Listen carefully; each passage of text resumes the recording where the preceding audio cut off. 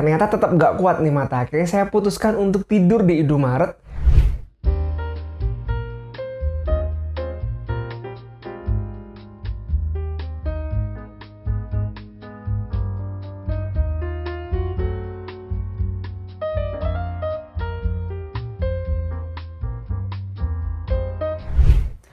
Hal-hal gila yang pernah saya alami ketika jadi job seeker. Kenapa gila ya?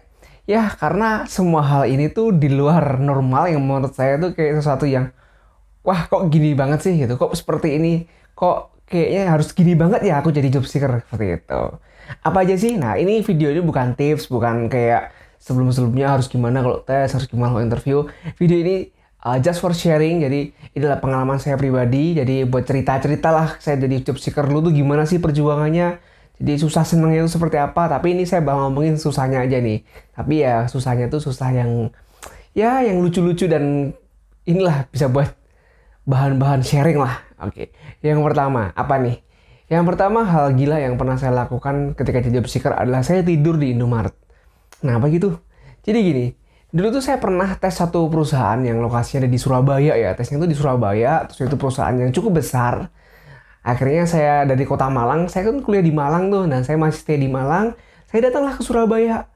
Karena tesnya itu jam 7 pagi dan saya harus berangkat dari Malang tuh sekitar jam 3 atau jam 4 gitu. Pokoknya saya harus siap-siap, jangan sampai terlambat, jangan sampai nanti sampai Surabaya kesiangan. Akhirnya saya kasih spare waktu karena perjalanan dari Malang ke Surabaya itu sekitar 2 jam sampai 3 jam, 2,5 jam lah kalau naik motor santai.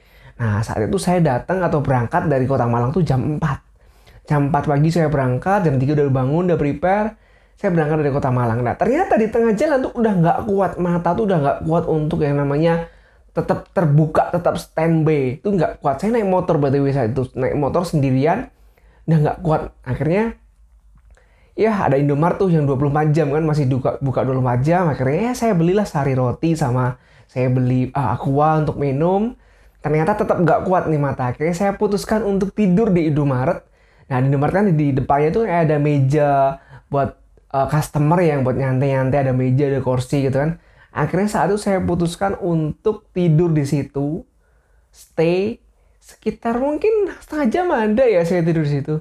Dan saya bangun tuh kayak matahari tuh karena udah bersinar terang gitu. Kok silau banget nih. Akhirnya saya bangun, untung belum terlambat, saat itu masih pukul 6 kalau nggak salah. Akhirnya saya lanjutkan lagi perjalanan dan masih nyampe ke tempat tujuan on time. Jadi itu hal gila pertama saya. Jadi kayak survive banget ya namanya job seeker tuh berjuangnya sampai segitunya saat itu. Karena emang ya normalnya sih kalau kalian tes kerja saya sarankan jangan kayak saya itu datang pagi-pagi langsung tes tuh kayak kan bakal capek banget. Terus nanti kalau psikotes tuh kayak ini kayak lapar kah atau perut sakit atau pusing atau mual gitu. Pasti ada hal kayak gitu. Jadi sebisa mungkin kalau kalian punya cukup uang atau mungkin kalian dari keluarga yang cukup punya finansial yang oke, saya sarankan kalian stay di hotel lah yang 100 ribuan atau 200 ribuan biar kalian tuh bener-bener fit ketika tes kerja. Oke, itu hal pertama. Hal gila yang kedua. Hal gila yang kedua yang pernah saya alami ketika jadi job seeker adalah saya daftarin teman saya tes kerja bareng sama berkas saya, tetapi yang diterima teman saya. Jadi gini ceritanya, anggap aja namanya Ipin lah ya.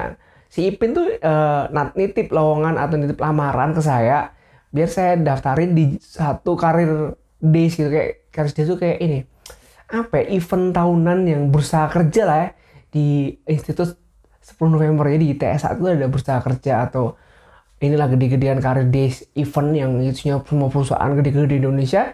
Dan saat itu ada teman saya tuh nitip lowongan ke saya, dia tuh nggak bisa datang. Akhirnya ya udahlah nggak apa namanya, kita kan temen nih ya, temen yang sering bantu lah. Akhirnya dia nitip ke saya, terus saya bawain lah tuh berkas. Saya antriin tuh, karena antrinya nggak boleh bawa 2 berkas ternyata. Saya antri 2 kali, tes macam-macam, dan sampai akhirnya yang diterima adalah teman saya. Jadi kayak, oh ya, emang belum rezeki mungkin ya. Tapi ya, seneng sih bisa bantuin temen. Tapi itu kayak, kok jadi gini ya. Padahal kan saya yang berjuang nih. Di awal kenapa yang diterima temen nih ya. Tapi ya, terlepas dari semua itu, kita bicara tentang rezeki lah, rezekinya dia mungkin keterima di situ. Itu nggak jadi sebuah masalah, tapi itu cukup gila sih menurut saya. Jadi oke gitu. Nah yang ketiga, hal gila yang pernah saya alami ketika jadi job seeker.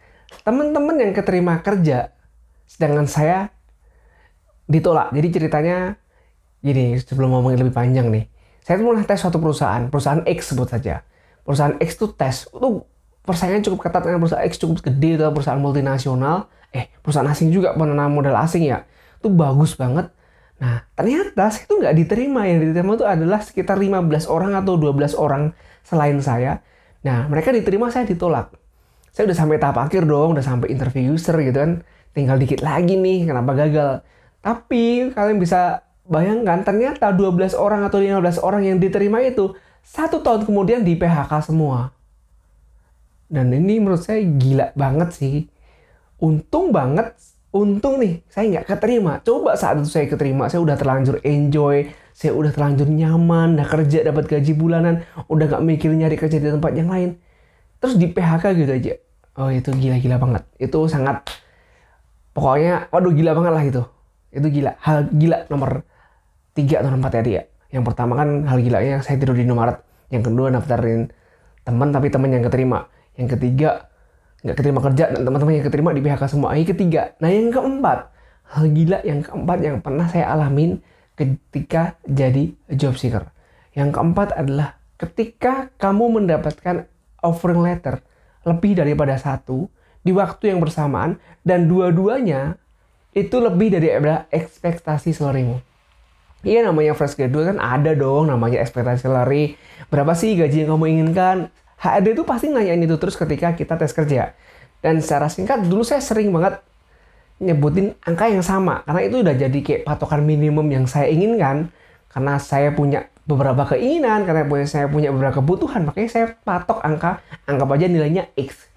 Dan dua-duanya ini, dua perusahaan ini ngasih nilai di atas X semua. Bayangkan, ini cukup gila. Jadi kalau beberapa fresh graduate mungkin ada yang pernah ngalamin nih offeringnya ternyata di bawah ekspektasi nih atau offeringnya sama dengan ekspektasi.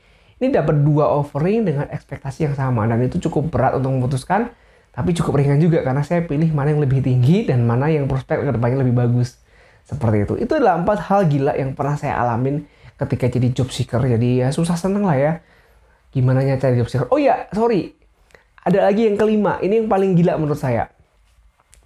Kelima itu saya pernah namanya tes kesehatan atau medical check up. Jadi namanya kalau kita seleksi kerja itu ada namanya medical check up. Itu adalah biasanya tahap akhir ya kalau kalian lagi tes kerja. Biasanya untuk menentukan kalian tuh fit nggak sih untuk bekerja di perusahaan ini. Ya kayak gitulah kurang lebih medical check up. Nah suatu saat saya tuh pernah medical check up di 2 perusahaan. Nah kebetulan ada teman saya itu juga medical check up juga di 2 perusahaan dengan jadwal yang sama dengan saya. Sebut aja namanya, tadi kan Ipin ya, ini sebut aja namanya Eko lah, nah namanya Eko. Nah si Eko ini medical check up juga bareng sama saya di perusahaan plat merah, sama-sama plat merah ya. Nah si Eko ini datang sama saya di perusahaan A nih, medical check up. Saya ketemu loh, Eko, mau medical check up juga di sini? Oh iya, medical check up juga di sini gitu. Oh iya udah, yuk kita medical check up bareng yuk ke dalam. Nah hari besoknya saya medical check up lagi nih di perusahaan yang plat merah juga. Tapi beda tempat. Loh, ketemu lagi. Medical check up juga. Iya, medical check up juga. Ketemu si Eko tadi. Yang tadi dia medical check up di perusahaan A. Dan ketika saya medical check up di perusahaan B, ketemu lagi sama dia. Dan kebetulan medical check up perusahaan A dan B itu cuma selisih sehari. Jadi kayak kemarin diambil darah tangan kanan, sekarang tangan kiri. Cuma selisih sehari. Dan kalian tahu hasilnya gimana? Hasilnya si Eko tadi itu lolos di perusahaan A yang pertama kali dan sedangkan saya gagal. Ya akhirnya ketika nunggu perusahaan B sih udah hopeless lah. Wah saya tuh berarti ada masalah nih dalam diri saya. Saya gagal nih di medical check up di perusahaan A. Si Eko nih yang lolos. Nah saya yakin nih Eko nih juga bakal lolos di perusahaan B. Nah ternyata ketika medical check up di perusahaan B keluar hasilnya, si Eko nih nggak lolos. Sedangkan saya yang lolos. Gila nggak sih kalian? Kalian tes bareng dengan 2 orang yang sama. Tes di perusahaan yang sama juga. Satunya lolos di sana, satunya lolos di sini. Ya, saya nggak tahu sih standarnya, tapi ya ini cukup gila menurut saya dan kadang susah juga memikirkan kenapa bisa terjadi. Ya ini sekedar buat sharing, buat cerita-cerita doang sih, nggak ada tujuan apapun. Jadi buat kalian yang lagi kerja atau lagi survive buat nyari kerjaan, para fresh graduate ya, hal gila apa sih yang pernah kalian lakukan? Itu bisa buat cerita kalian ke depan, buat anak kalian, buat istri kalian, buat cucu kalian juga.